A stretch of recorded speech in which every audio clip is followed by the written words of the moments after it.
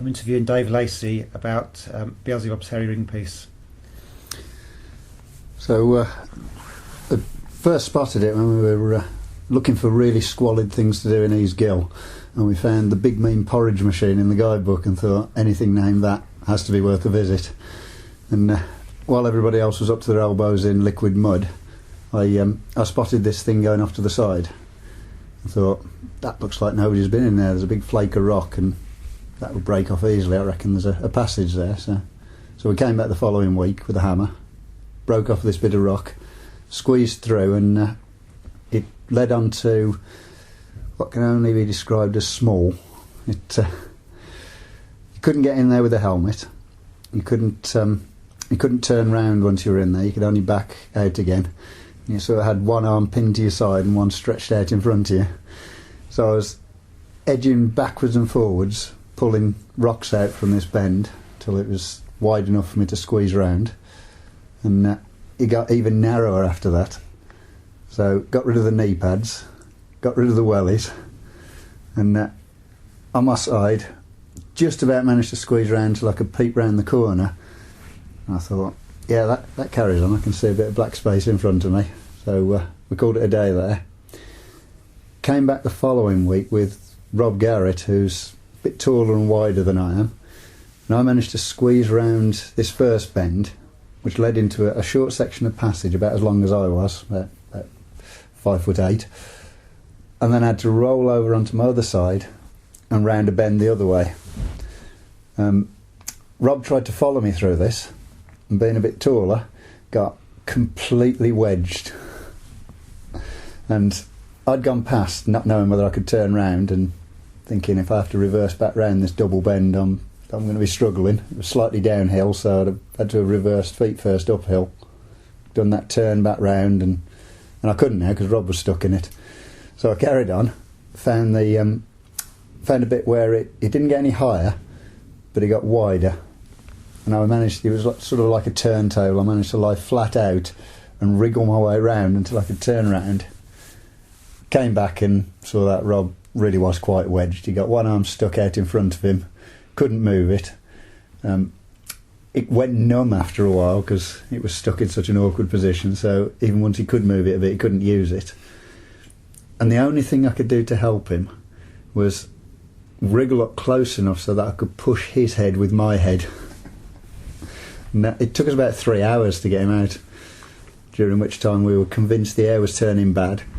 And the girl who'd come with us, who really didn't know East Gill at all, thought she was going to die as well because she couldn't find her way out. So Rob didn't come back after that. Beardy was the next person who came down there with me, and he's significantly taller than I am, and he totally committed to this double bend. And I still don't know how he got around it. It was impossible because it was snug for me, and he went into it, turned over, carried on round, and I thought, he's staying in here. I hope I can squeeze past him.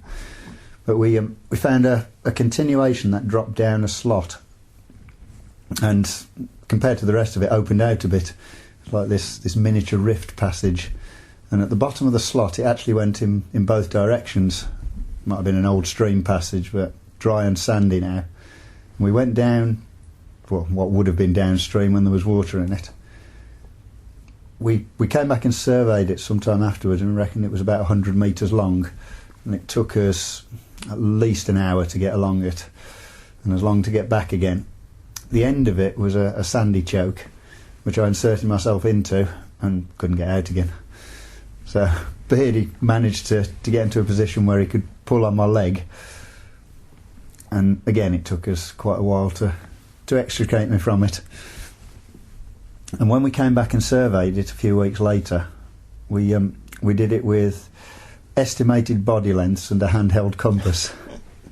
We were just measuring north-northeast. So it was not quite grade 6 survey. Well, most of the time you didn't have your hands free to hold a pencil and a notepad, but...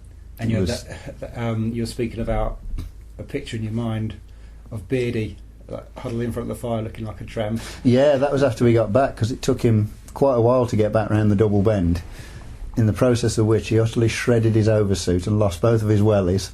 So we had to come all the way back out to the porridge machine.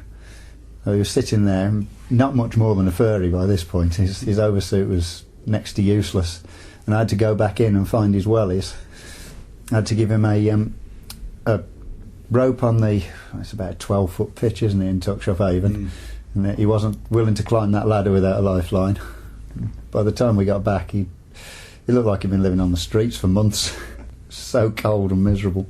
The only other people I can remember going down there with me were Neil Pacey and Paul Windle, that was it, yeah. Paul's about the only person who's taken it in his stride. But then nothing seems to fluster him. But Neil didn't enjoy it much. He swore never to go back. No. Actually, no, he didn't say that. He said he would go back if Pete Hall was in front of him. So he's never been back.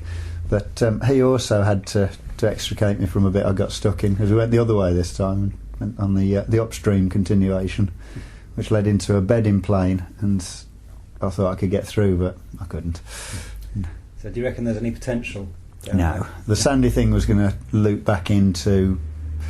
Well, there was one bit of the porridge machine where I thought it would probably come back in, but it seemed to be heading that way. And the upstream thing, it was a narrow bed, and it looked as though it might have been slightly wider beyond if you'd enlarged it, but it was closing down quite rapidly, so it's very much a bit of esoterica for anyone who likes miserable tight passages and